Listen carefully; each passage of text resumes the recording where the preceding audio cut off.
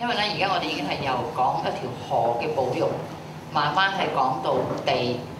開始講到人，講到生活。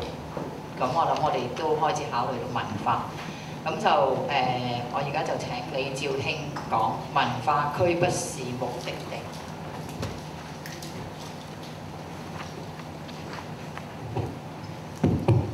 喂，好，剛才陳慧忠同埋 Wallace 基本上都有一個好好嘅一個基本嘅關於整個九龍塘灣區嘅一個 Bay Area 一個基本嘅認識啦。咁其實我睇翻即係之前睇翻成個關於呢個開發嘅可能性嘅資料咯。咁我覺得係可以做一啲同我即係呢幾近年都觀察嘅中國城市一啲舊區重建或者舊區開發嘅一啲例子，去做一對比。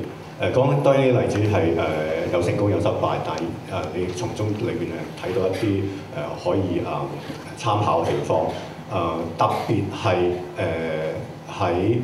而家呢個情況底下，我覺得香港嘅呢啲地區發展基本上咧，同國內嘅所謂譬如話文化區啊，頭先提到798或者係蘇州河周上海嘅蘇州河周邊呢啲係有佢好大嘅分別。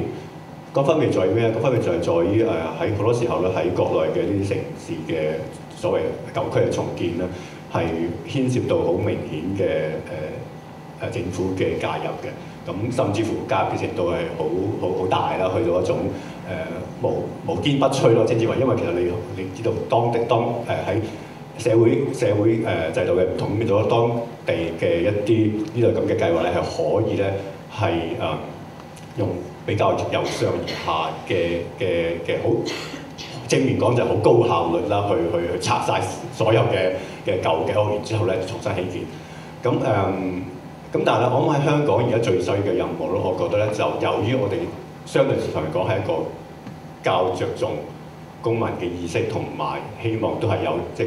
市民嘅參與討論同埋認同啦。即係我睇完成個頭先嗰個已經我喺文化歷史、旅遊、環保方面，我覺得已經係非常，我覺得咧已經係非常完善同埋好周到嘅一個計劃嚟。剛才我睇到嘅係，如果餘下問題，我覺得係反而就係話點樣去落實，點樣去塑造一種咧係公民意識，去整體上嚟講係支持到成個方向嘅執行落實嘅。咁呢個我覺得就係、反而就係話呢個係一個好重要嘅所謂城市發展思維嘅共識啦嚇。咁呢個共識我覺得係由近幾年我覺得先至會開始被高調討論，因為譬如話近幾年保育嘅事件有幾個好高調出現咗啦。咁突然間所謂集體記憶。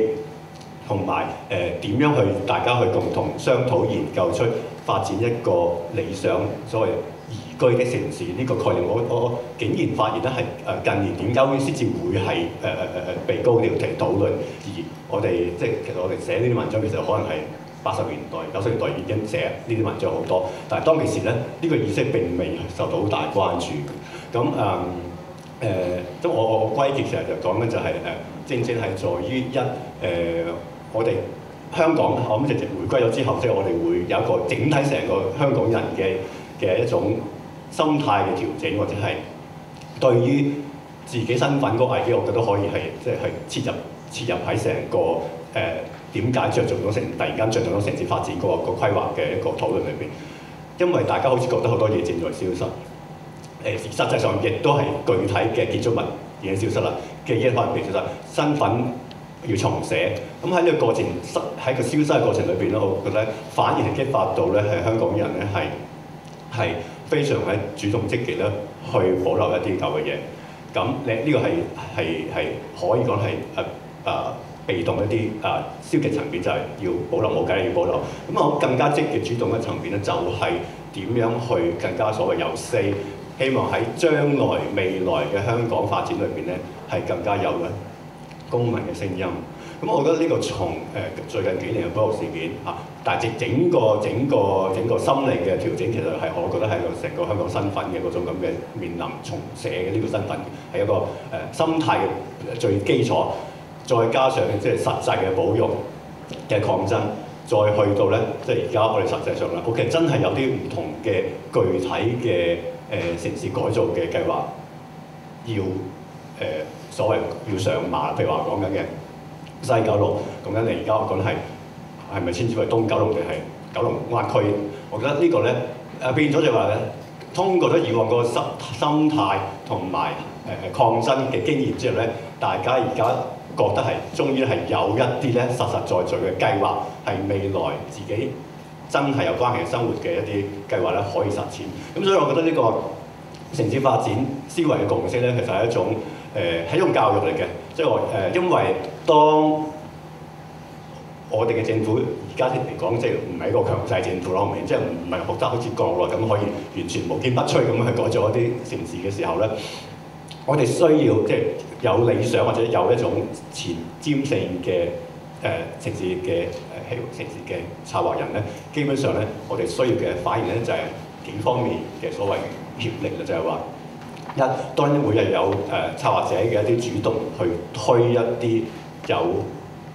長遠規劃同埋比較完備嘅計劃呢啲出嚟啦。咁但係咧，去到最終咧，其實我覺得咧，如果你上到議程嘅話，其實咧呢個亦都係需要咧，即係普羅市民嘅共識嘅認同嘅。咁呢個認同咧，其實我覺得就係正係咧，而家我哋講緊，除咗喺制度上面或者係點樣去籌錢去開發，用單一發展商啊，定係話政府主推啊，配合好多呢啲行政嘅手段，呢個係一個方面。咁但係另一方面咧，你要爭取到呢個咁嘅發展，其實咧普羅市民嘅嗰個認同咧，就係對於城市發展嗰個何謂一個可行性、宜居性嘅一個城市嘅嗰種咁嘅心態咧，或者個關注咧，係我覺得係需要而家係真真正正咧係教育起嚟嘅。嗱咁講翻就係話，咁呢個同即係文化區嗰個關係係咩回事咧？咁其實我呢度講嘅文化區可否打造或者設計，咁呢個當然係講緊廣義嘅文化啦。即係我深信一樣嘢就係話咧，其實又打造一藝術村、打造一文化區咧係相對容易嘅，亦都係規模亦都係細嘅。咁咧但係就打造咗文化區或者係呢個藝術村之後，其實重要嘅咩咧？其實係打造一個咧社區，一個完善生活嘅社區。社區生活就係我哋今日咧應該話要重提嘅一個重要概念。而喺譬如同河有關嘅所謂國內有講嘅例子嚇，同河有關嘅文化區嘅重塑咧，譬如我舉例，上海嘅蘇州河，蘇州河唔係蘇州啊，姓名啊，蘇州河喺上海一條，上海被稱為上海嘅母親河。咁喺70、80年代咧，其實都係一條咧，因為經過好多當時冇環保意識唔係咁大啦，咁變咗咧其實呢條母親河一向嚟講都係被笑嘅，都竟然係被淪落成一條咧好藏污納垢嘅河啦。咁而沿河一帶，由於係大家知道以前上海基本上都係一個工業嘅城市嚟，好多工廠喺個附近，咁所以咧又因為上海嘅轉型咧變咗工業唔喺城中心，咁於是咧沿河一帶咧係有好多比較荒廢嘅倉庫，咁歷史好有名嘅成人倉庫其實都係喺蘇州河側邊啦。咁而河亦都係冇整治過，河兩邊其實亦都係非常之立亂嘅，可以講得係咁多年嚟講咧，都係對於上海人嘅一個痛嚟嘅，因為基本上係就好似浪費咗一條河咁，因為佢係一條一路咧洗出去黃浦江嘅一條河嚟嘅。咁但係近年咧，其實我點解提即係文化區可以成為一個起點去嘗試去改造一個社區嘅，就係話近年啦，咁近年講緊係近呢5、6年啦。蘇州河咧係進行咗高調嘅即係河嘅改善，佢嘅水質又好，同埋兩岸嘅整治。咁而其中一個重要嘅元素就係如果大家今日去上海旅遊嘅話，其實有時啲糧書啊點都會推介一啲咧蘇州河周邊嘅一啲倉庫改建成為嘅藝廊啊、藝術村啊，譬如就出名嘅莫江山啦、M50，咁另外有啲東大商號就喺東面啦，咁另外就係蘇河博物館啊，即係都係用一啲即係香港人嘅即係唔係經常框藝術磚啊畫廊嘅尺度嚟講，其實都係好叫做建築叫做宏大嘅，可能一層係高過呢個樓棚嘅2倍，然之後成棟大廈都係由舊倉換出嚟。當舊用典型嘅舊嘅上海嗰種灰橙色嗰種咁嘅磚頭去做，咁沿河你而家去都係有零星咧，有唔少嗰啲倉庫變成畫廊。咁畫廊又當然畫廊因為佢有經濟喺度，又對而家世界對國內嘅當代藝術作品嗰個需求啦。咁亦都係時尚界需要揾呢啲所謂咧係叫木生輝嘅倉庫改成嘅藝廊去進行佢哋嘅時尚派對。咁你見到係一個成個經濟循環喺裏面發生緊。咁呢經濟循環底下咧，就塑造咗好多資源咧，去投入咗去改善，無論係河道同埋周邊嘅環境，從而咧另外一